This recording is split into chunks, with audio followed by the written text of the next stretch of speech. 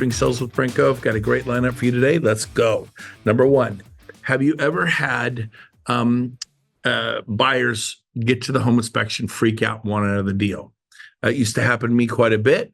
I'm like, okay, how do I manage those emotions? How do I manage the process? So what I did was I prepared them. Look, you're paying a home inspector to be positive and praise the home and do a sales job and snow you and have you buy the house? Or are you paying the home inspector to check the plumbing, the electrical, the roof, the windows, the tile, the caulking, the foundation of the house, the structure of the house? What is it you're paying the home inspector for? What's your motive? Yeah. I mean, you want to have them fun. So you're not paying them to be negative, but you're paying them to find the problems.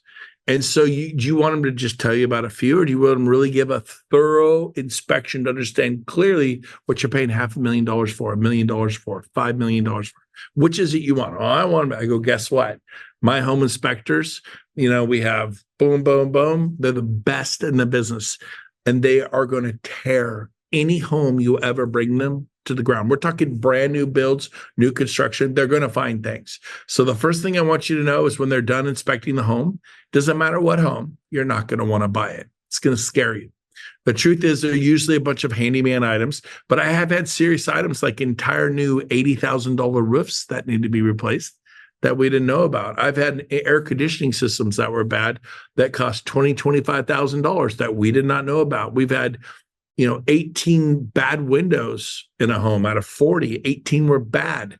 And so we want him to look at everything and give you a thorough synopsis of the house. I'm just telling you right now, when he's done, doesn't matter what home we find, it's going to scare you a little bit, and you probably won't want to buy the house.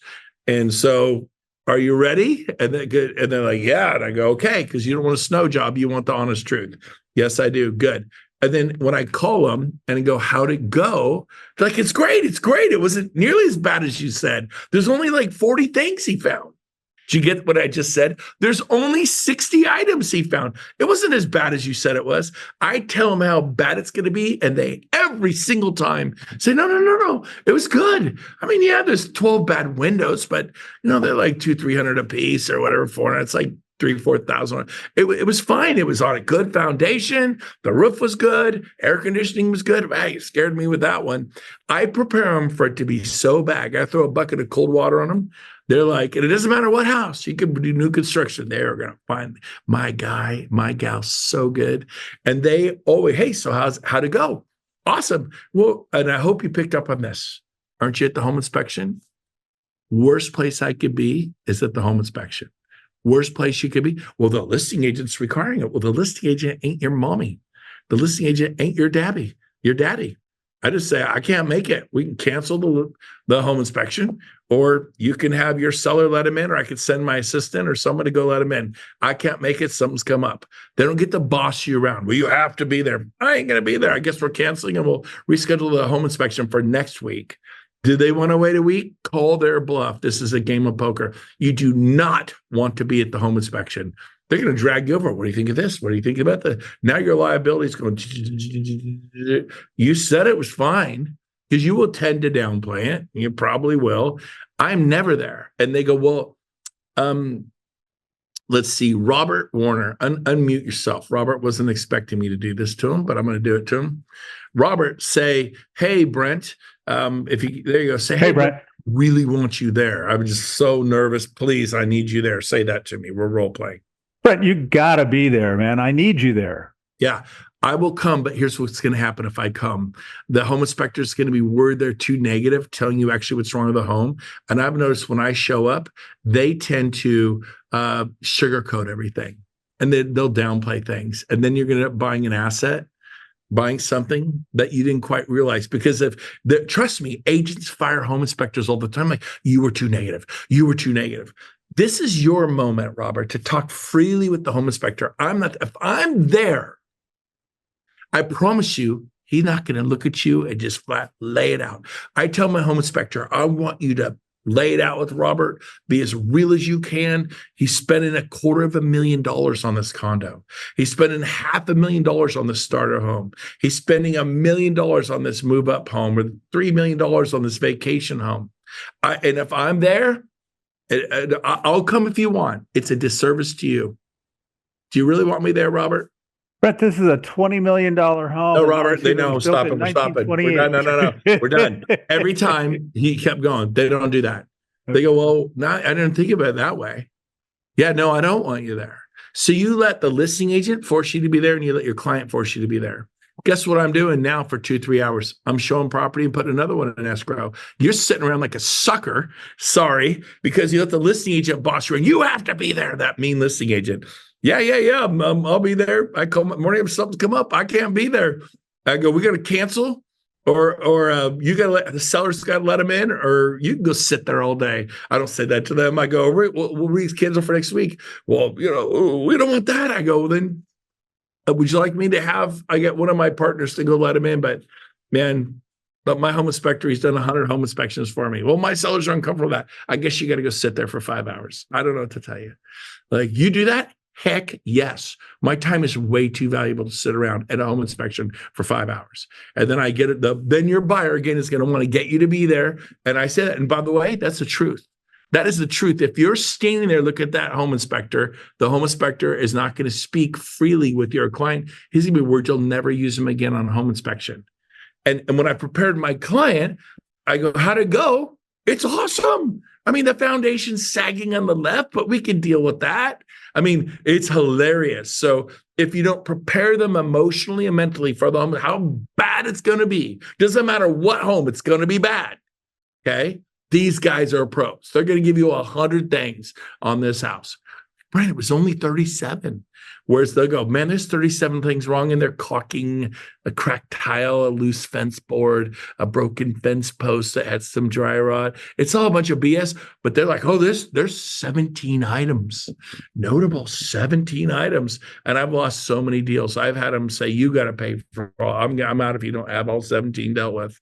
And so I throw so much cold water on them, bucket of ice water, that they tell me why this is fine. We want the house. It wasn't nearly as bad. So was that helpful? That's how I approach it. I've been able to sell 5,000 homes doing that. Number two, another huge mistake people make is not going to title, to the signing. I made this mistake myself for years. I just didn't want to go. I hate going to escrow and titles, sitting there while they're signing docs, signing 200 pages of docs. And this was like, give me an ice pick. So, but it's a really great way to get referrals, and you can do other things while you're there. Hey, I'm here if you need me. This is your moment with the escrow company. But if there's a problem, but here's something that will save your bacon. You got to listen. I don't care what you're doing. You need to listen to me right now. This is brilliant. You call your client. Hey, David Mills. Hey, David Lawson. Hello, Karen Sweat. What are you expecting to bring in today, like down payment and closing costs? And they will say, oh, $18,000, $48,000, $268,000. Just ask them, with your down payment, your closing costs, what are you kind of expecting to bring to title to close this transaction? Whatever number they tell you. Let's say they say $48,000 between down payment and closing costs. You call the escrow officer, not the lender. You call the escrow officer at Chicago Title, Old Republic, First American. What do you show? My client's coming in today at 1:00 to sign. What do you show they need to bring in for down payment closing costs? And they go $68,000. You have a $20,000 problem. If you're discovering that while you're sitting there, you are an amateur. You are not a pro. A pro calls the client. What are you expecting? Calls title and escrow. They're just the harbor of bad news. Like, no, they're usually right. It's 68 grand. My next call is not to the buyer, not to them. I go, okay, 48, 68. We get a little bit of a $20,000 issue here. Even if it's, 53 and ends up being 57, that's $4,000 different. My next call is to the mortgage broker. You need to fix this because they think they're bringing 53. Title's going to ask them for 57. You get a $4,000 variance. So a lot of times they get on the phone, they're like, it's 53. We fixed it. Or they go, yeah, 20,000. And they got to fix it. And then when your client shows up, it's 48. Or the title mortgage case, no, I've been telling them it's 68. I have emails that show it's 68. Okay, you need to call them because they're expecting 48. Somehow they forgot about those emails. Somehow they forgot. I got text and email that says it's 68 and why. You need to go show it to them and say, hey, just want to make sure you guys remember, here's the email, here's the text, here's your down payment, here's your closing costs. It's 68. They go, oh, God, we had convinced ourselves it was 48. They freak out. when they show up and think it's 48, they get pissed. Who did what? This is an outrage. Listen to me. It is completely your fault. You're an amateur. How do you solve that? A 3-step process. Call the client. What are you expecting to bring in between down payment and closing costs? Call the title and escrow company. What is it? And then call the loan officer and say, freaking fix it now. And then they'll get in there. Got the 3-step process for saving yourself a lot of pain. Really important you be there for that last hour signing. I'm sorry, you need to be there. Finally, close of escrow. You close, you meet them at the home. I made this mistake. I would say, Frank Crandall, congratulations, we closed. It's Friday night. I can't meet you at the house. I don't have time to give you a key. I'd be like, I hid the key to the front door in the backyard under a rock by the fountain. I got to admit, I've done it 100 times. I've sold a lot of real estate. It was wrong. I should have had my assistant go.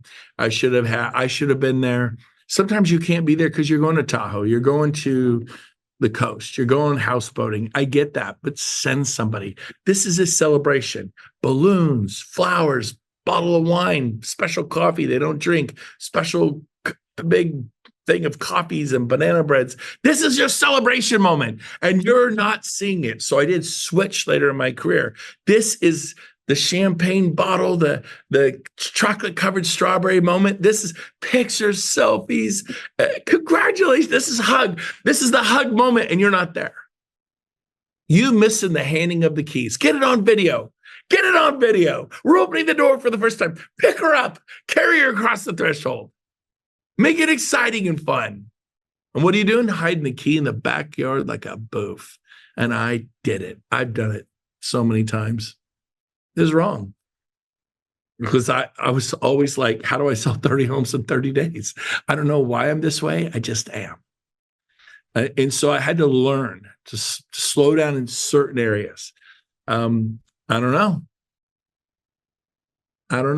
But was that helpful today? That's my sales mastery from Gove, knocked out over 5,000 homes. My pain, your gain. Love you all.